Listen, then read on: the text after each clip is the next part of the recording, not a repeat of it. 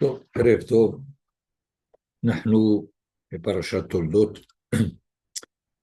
Nous avons signalé déjà qu'il y avait deux parachiotes qui débutaient par la même formulation. Elle Toledot Noah et la nôtre, Elle Toledot Yitzhak. Et voilà que la première paracha s'appelle Noah et la deuxième s'appelle Toledot. Il semble que la tradition a voulu mettre dans ce choix l'accent sur le sens des générations. Chez Noah, c'est une information généalogique de la famille de Noah. C'est pour cela que la paracha s'appelle Noah. Mais dans le cas de Yitzhak Avinu, l'accent est mis sur l'arrivée d'une lignée familiale qui va assurer l'évolution réussie du projet divin de sa création. C'est-à-dire que dans l'annonce des engendrements de Yitzhak, ce n'est pas Yitzhak en tant qu'individu qui est euh, euh, mis en relief dans l'appellation de la paracha, mais c'est surtout le fait que nous allons avoir une lignée qui commence à Abraham, Yitzhak et Yaakov, et qui par la suite va engendrer, donner les toladot. C'est les toladot qui sont mises en exergue, si on peut dire, plutôt que Yitzhak lui-même. Nous avons une autre remarque dans ce même verset par comparaison avec la généalogie de Ishmaël. Trois versets plus haut, c'est-à-dire à la fin de paracha de Hayesara, on nous dit Ve'ele, au verset 12 du chapitre 28, on nous dit Ve'ele Toledot, chapitre 25. Ve'ele Toledot Ishmael ben Avraham, Asher Eleda Hagar HaMitzrit. Mais dans notre paracha, Ve'ele Toledot Yitzhak ben Avraham, Avraham olid et Yitzhak. Et ils n'ont pas dit que Avraham olid et Ishmael. De plus, cette information, si on peut dire, Avraham olid et Yitzhak, semble ne rien apporter comme renseignement supplémentaire, et après avoir dit que elle est le dos d'Isaac ben Abraham. C'est sûr que Abraham, c'est le père de Yitzhak. Et donc, la formulation Abraham au dit et Yitzhak nous semble en supplément. Tous les commentateurs se sont rendus compte de ces difficultés. Je voudrais apporter ici une interprétation, il me semble que je l'ai entendu de Manitou Zechet Tzadik Livracha, qui dit que dans la formule Abraham Holid et Yitzhak, c'est-à-dire que c'est la capacité d'Abraham qui donne à Yitzhak la possibilité d'engendrer Yaakov. C'est-à-dire, Elle est Toledot Yitzhak. Ça, c'est le premier enseignement. Et Rachid, d'ailleurs, nous dit, et savent, Yaakov et Esav amurim b'parasha. Mais de là, Abraham Holid, c'est-à-dire, Abraham donne la possibilité à Yitzhak d'enfanter.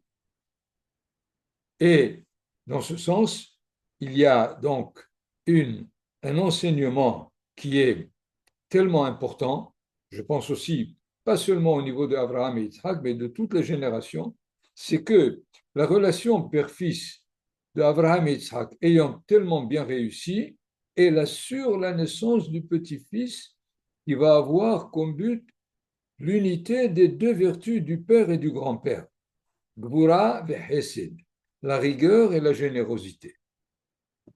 La possibilité que la dimension de la générosité donne à la dimension de la rigueur la possibilité d'engendrer.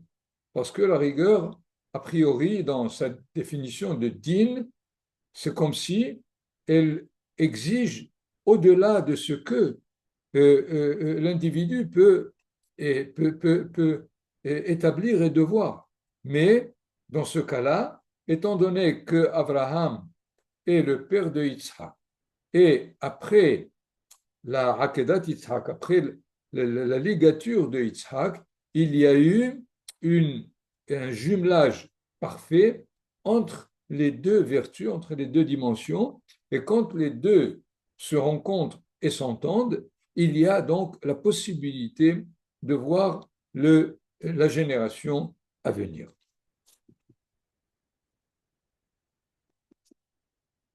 Nous allons à partir de maintenant essayer de voir les différences et les ressemblances des trois pères, Abraham, Isaac et Jacob, dans leur conduite ou dans leur attitude face à des situations similaires. Ceci dans le but de savoir comment ils ont donné un sens à l'histoire de la nation d'Israël. Yitzhak sera pour nous au centre de la comparaison, car il va, pour lui, démarquer dans sa vie une certaine unicité spécifique par rapport à Abraham et à Jacob.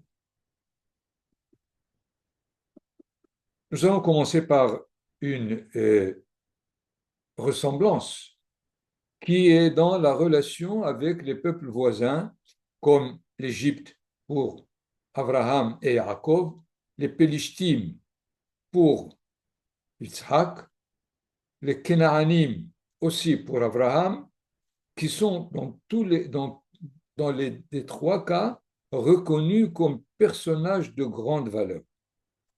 Je vous cite ici simplement les versets. Nous avons vu dans l'acquisition de Me'arat HaMachpelah, lorsque Abraham Avinu s'adresse dans le chapitre 23 aux enfants de Heth, et il leur dit au verset 4, Ger vetoshav anochi imachem, tenu li ahuzat kever imachem, vekbera metim ilefanai.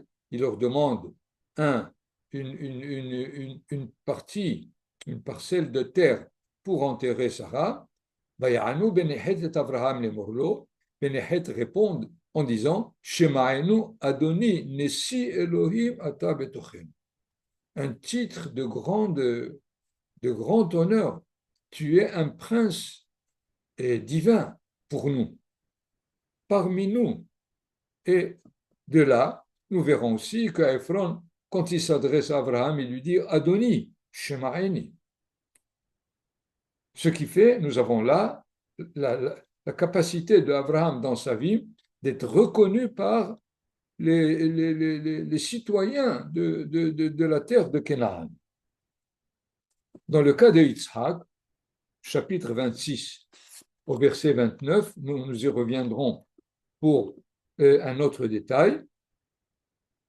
Quand les Pélishtim l'ayant d'abord chassé, haï et retiré de leur voisinage, ils se rendent compte qu'ils se sont trompés et ils reviennent et ils le retrouvent et ils demandent à Yitzhak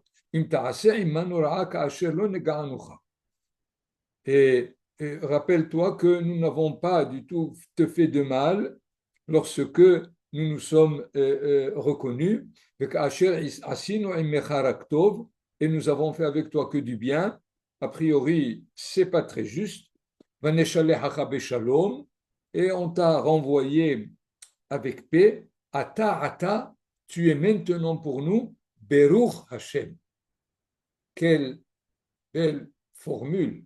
Tu es celui qui a la bénédiction qui vient de Hachem pour nous. On ne peut pas donner un titre tellement original à Yitzhak par ceux qui l'ont déjà haï. Évidemment, Yaakov Avinu est reconnu par son oncle comme la cause de toute sa réussite. Dans la paracha qui vient de Vayetse, et Lavan, son oncle et son beau-père, lui dira Nihashti vayevarecheni Adonai biglalecha. Je me suis rendu compte que toute la bénédiction que j'ai au niveau de mes biens, de mes troupeaux, c'est toi la cause. Avec tout ce qu'il va lui faire de peine, de, de poursuite, malgré cela, il l'a reconnu. Yaakov lui-même, en Égypte, après avoir vécu 17 ans en Égypte, il va demander à Yosef de l'enterrer immédiatement à Hébron. Pourquoi? De peur que les Égyptiens en fassent une divinité. Il semble que sur ce point,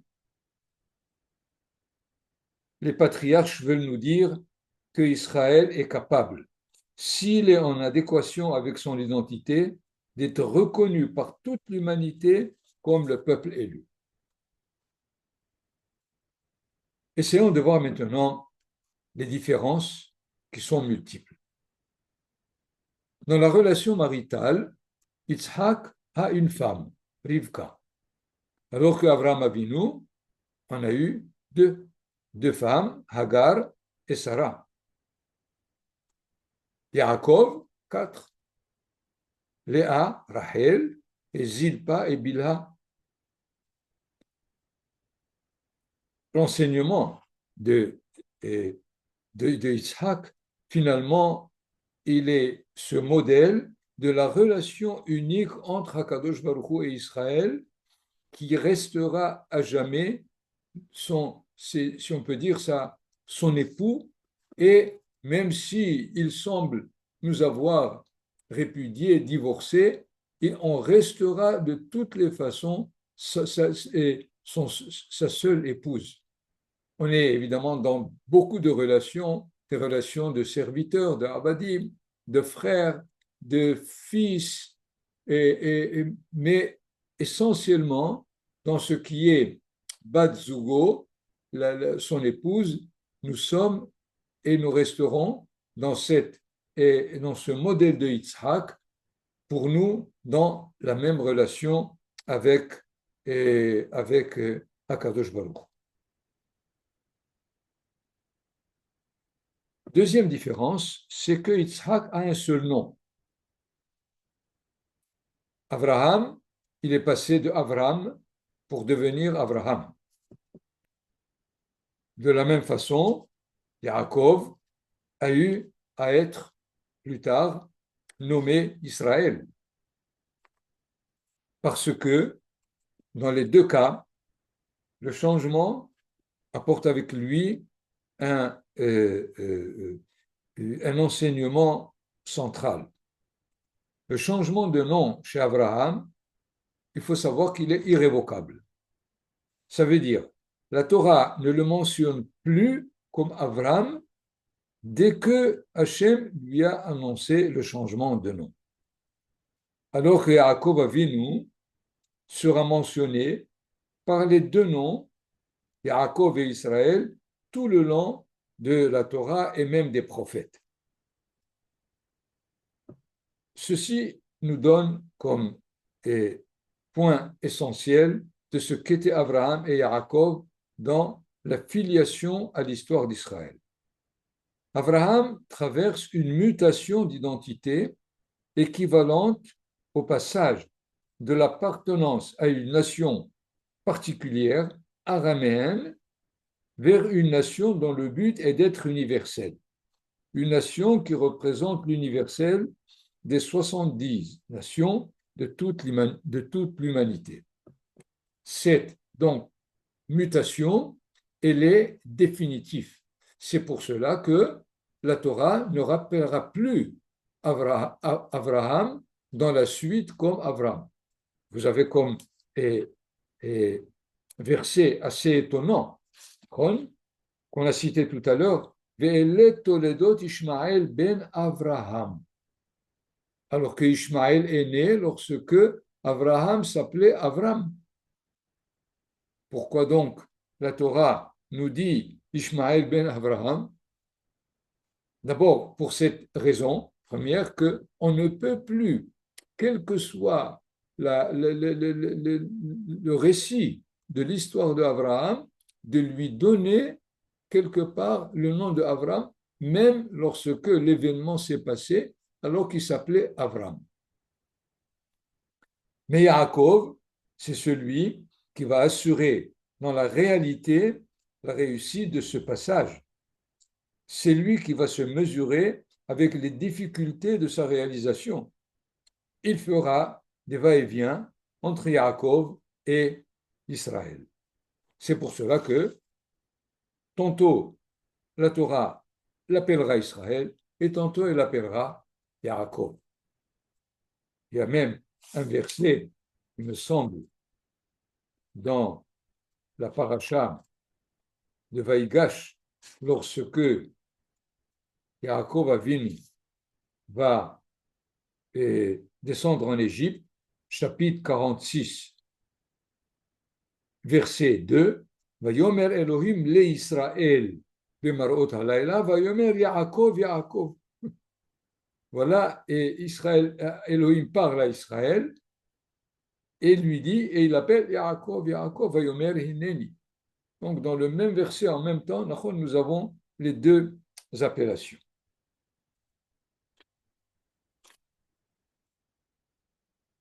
Voilà pour une deuxième différence. Et nous avons encore que leur métier, si je peux dire, leur fonction.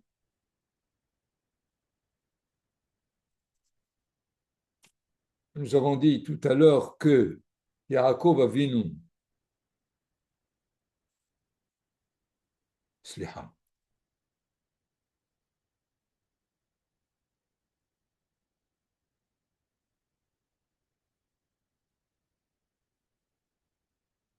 d'autre part, oui, Yitzhak Avinu n'a pas quitté Eretz Israël du tout. Alors qu'Abraham, il est né d'abord à Aram. Après son arrivée en Eretz Canaan, il n'a pas cessé de voyager à l'extérieur. De la même façon, Yaakov Avinu, après sa naissance en Israël, il a vécu 20 ans chez son oncle à Aram Naharaïm et 17 ans en Égypte. De plus, en Israël, Abraham était un berger, aussi bien que Yaakov et ses enfants étaient des bergers.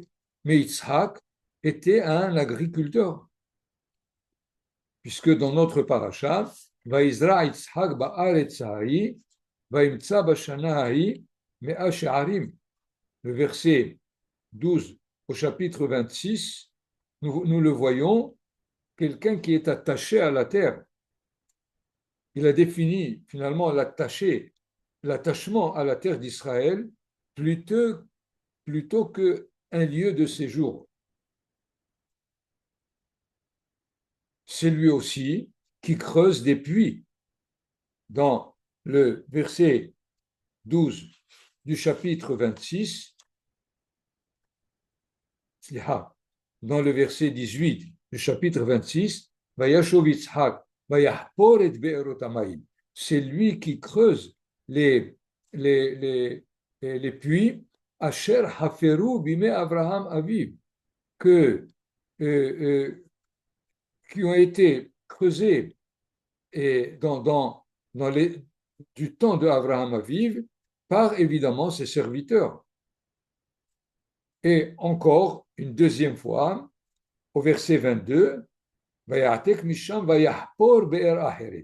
a encore maintenant pas seulement dégagé et creusé les puits d'Abraham, mais aussi il a creusé un autre puits, ויקרא שמה הרחובות, להפליא רחובות, ויאמר כי עתה הרחיב אדוני לנו ופרינו בארץ. Alors que des versets 19 jusqu'au verset 21, c'était ses serviteurs qui creusaient, ויחפרו עבדי יצחק בנחל, les serviteurs de Yitzhak ont creusé dans le fleuve, mais verset 20 et verset 21, il y a eu des querelles entre les bergers de Guérar, c'est-à-dire des Pélishtim, et ceux de Yitzhak. Mais quand c'est lui qui creuse, immédiatement la paix arrive. Nous avons aussi que dans le culte divin qui consistait à construire des misbehot, des autels pour sacrifice.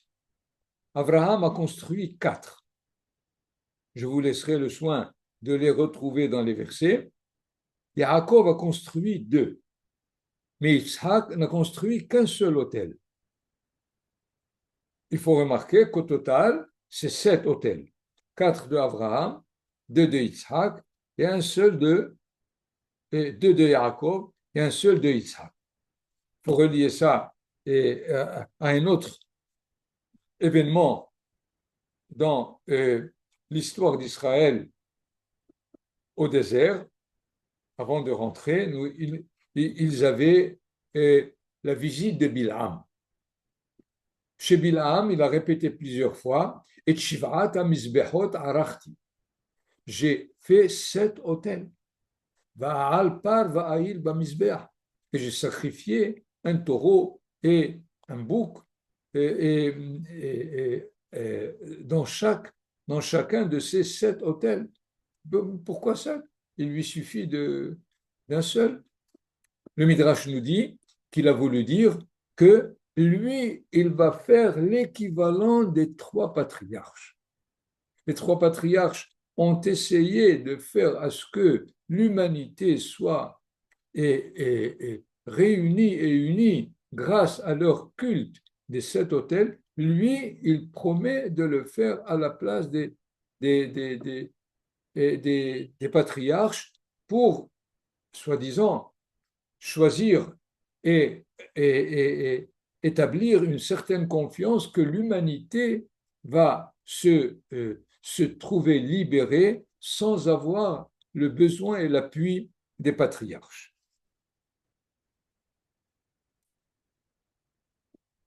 Encore une différence, c'est que Abraham et Jacob sont interpellés toujours dans leur nom 2 fois.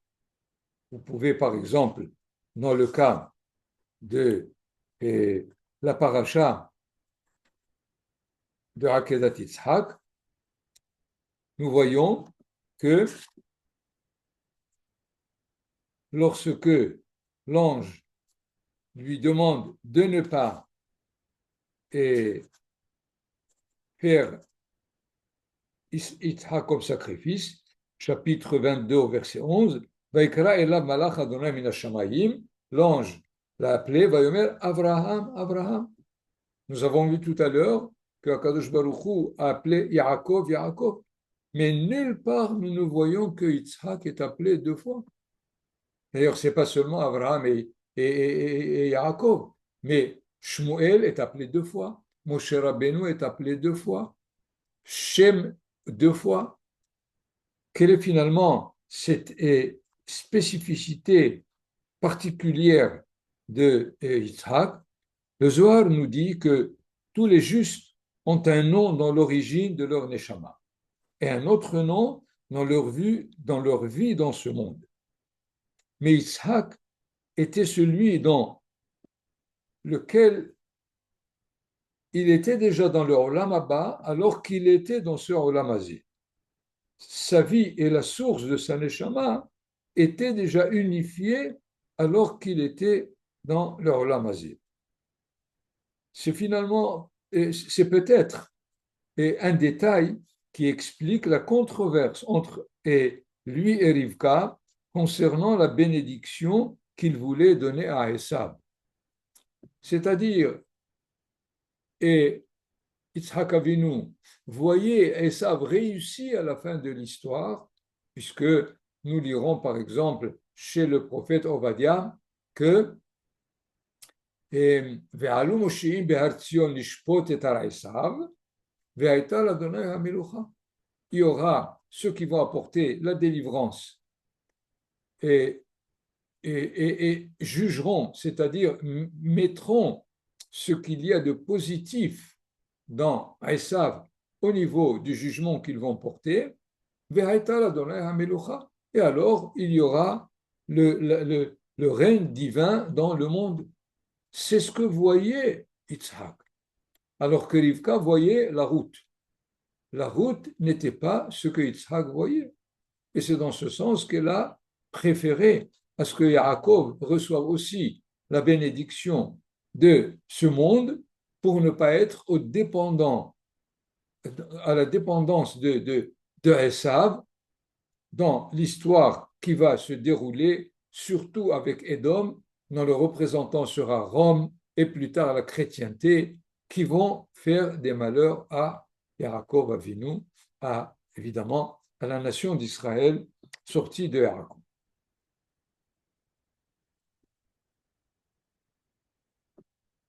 Encore un autre point qui différencie Yitzhak du père Abraham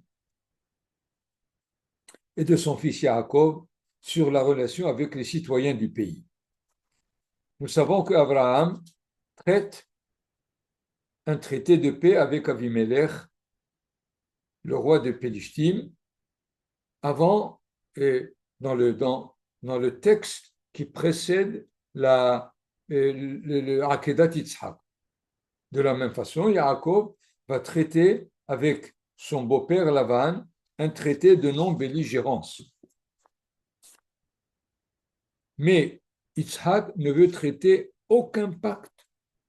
Dans notre paracha, lorsque les Pélishtim vont revenir après l'avoir euh, euh, chassé, haï, jalousé, finalement, il revient en essayant de parler de façon très polie, pacifiste. Et quelle est sa réaction? Au verset 30 du chapitre 26, il leur a fait un petit festin, et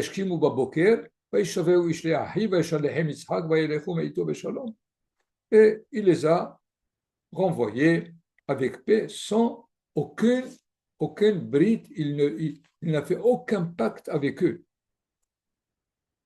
Nous voyons donc combien la, est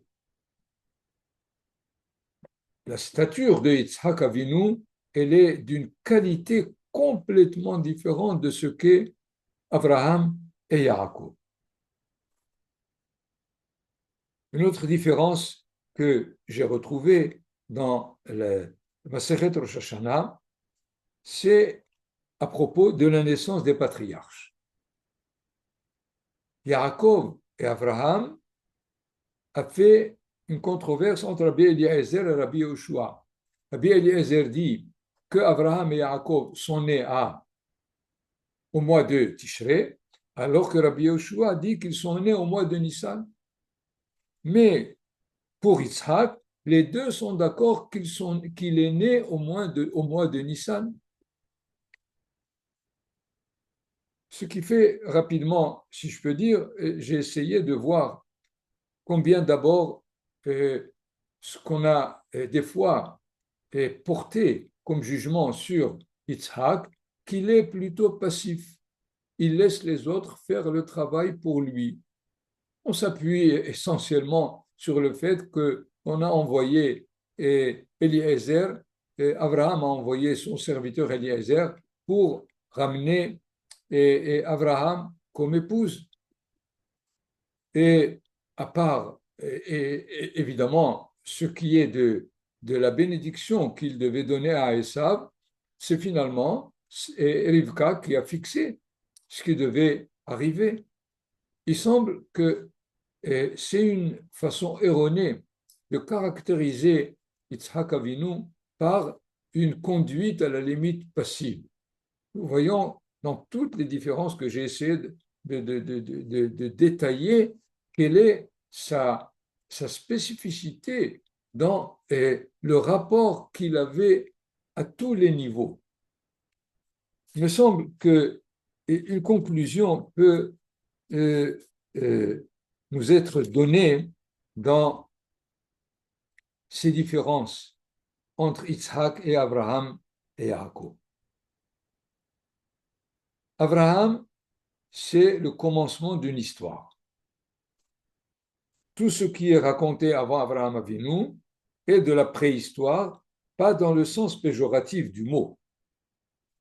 C'est-à-dire que Abraham Avinu est un point de non-retour, puisque nous savons malheureusement que l'histoire fait des allers-retours, elle peut avancer, elle peut reculer. Dans le sens total, l'histoire avance, mais c'est toujours dans ces allées et venues.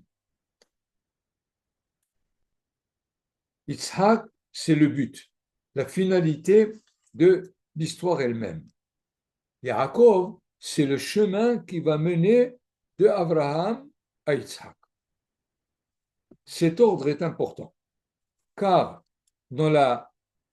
si la station d'arrivée n'est pas définie, tous les chemins sont possibles, sans oublier qu'il y a des routes qui aboutissent à une impasse.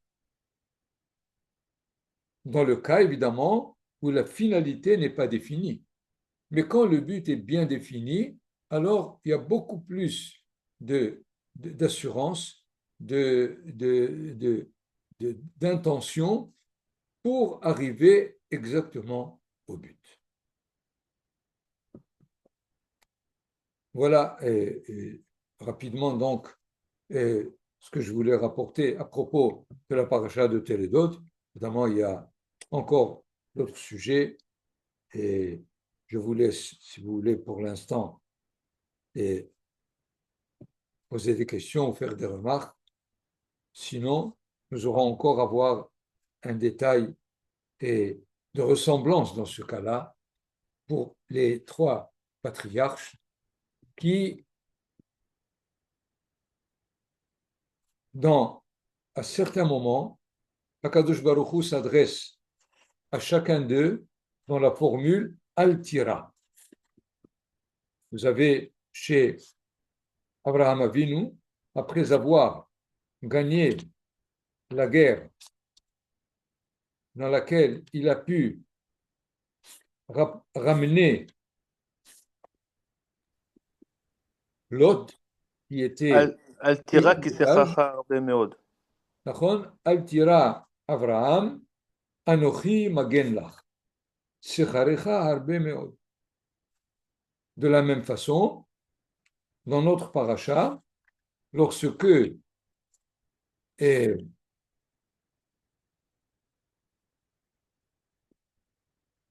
cité, je crois, déjà le verset 24 du chapitre 26, Vaïra elav Adonai balayla hahu, Vayomer Anochi Elohe Avraham Avicha. Je suis l'Éternel, le Dieu de ton père. Al tira ki itechan. N'aie pas peur, je suis avec toi. Et avec Yaakov Avinu, nous savons que alors qu'il devait descendre en Égypte avec ses enfants, la Torah nous dit au chapitre 46, au verset 3, Vayomer Anochi Ha'el Elohe Avicha Al tira mereda Mitzrayma ki legoy gadol asimech Hashem. Ne crains pas de descendre en Égypte. A priori, la question qui se pose, c'est que jusque-là, il y avait certainement beaucoup de situations où il pourrait y avoir de la crainte. Abraham Avinu, il a traversé déjà plus de 7 épreuves jusqu'à la guerre qu'il avait contre les peuples du Nord pour sauver Sédom Vahamora, et il n'y a pas eu Al-Tira.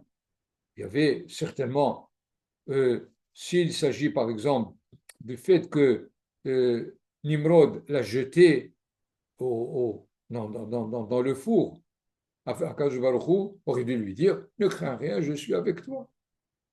À la limite, c'est le moment où, a priori, il n'a rien à craindre, puisqu'il a gagné cette guerre, il a réussi et il est mamash reconnu, d'ailleurs même par Malki Tzedek, qui est venu, qui lui a apporté les Hemvayayin et lui a donné la bracha, alors que Malki Tzedek était parmi les vaincus, pas parmi les vainqueurs. De la même façon, pour Yitzhak, quand est-ce que ce verset apparaît? Lorsque il s'est détaché de Avimelech des Pélishtim et il les a mis dehors. Il lui dit Altira, au contraire. Yaakov Avinu aussi, il va descendre en Égypte. Il va voir finalement Yosef qui est le vice-roi. Certainement qu'il sera reçu dans les plus grands honneurs, les plus grands honneurs en Égypte. C'est maintenant qu'il faut lui dire Altira. Tout ce qu'il a passé 20 ans avec Lavan,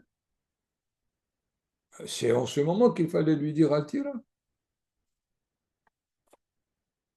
Il semble qu'il y a là un enseignement même comme dénominateur commun. Lorsque les patriarches arrivent à une certaine position, si on peut dire, de victoire, de bien être connu, c'est là qu'il y a un danger. C'est de se dire, maintenant nous avons tout réussi, tout gagné, on peut s'asseoir, on peut tranquillement mener notre vie.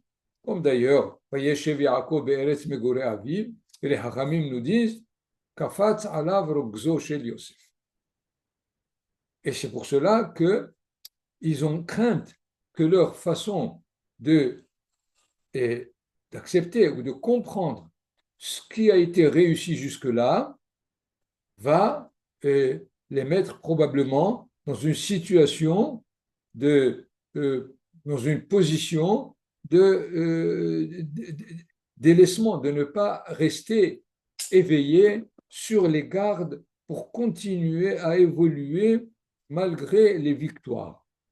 Alors, Akadosh Baruch Hu leur dit Altira, sois tranquille, c'est sûr que dans la suite, il risque d'y avoir, étant donné la bienséance de votre position en ce moment, après avoir traversé tellement d'épreuves, malgré cela, Altira, vous avez acquis assez d'expérience, de mérite pour continuer dans l'évolution nécessaire dans votre vie.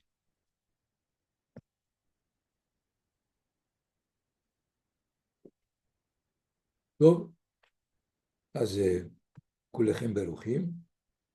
Moi, si je peux me permettre, Rabbi David, j'ai une question.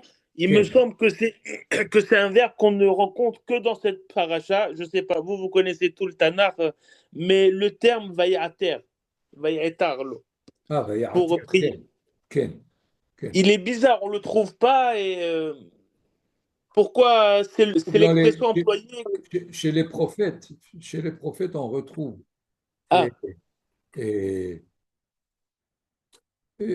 Neatarot Neshikot Soné. Il y a ce terme au moins dans Michelet qui me vient immédiatement, la racine.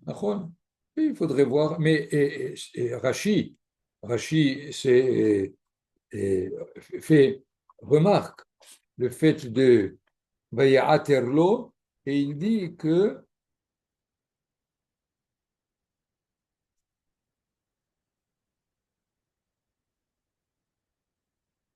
Kol Lashon Atar Lashon Haftsara. Vechen Va'atar Anana Ketoret. Voilà, Rashi rapporte ici un verset dans lequel on utilise le mot Atar. Marbit Aliyat Asham. Vechen Ha'atartem Alay Divrechem. Vechen Ne'atarot Neshikot Soné. Domot le Merubot. C'est-à-dire, il y a eu une sorte de une prière qui n'a pas arrêté, qui voulait immédiatement qu'on le réponde.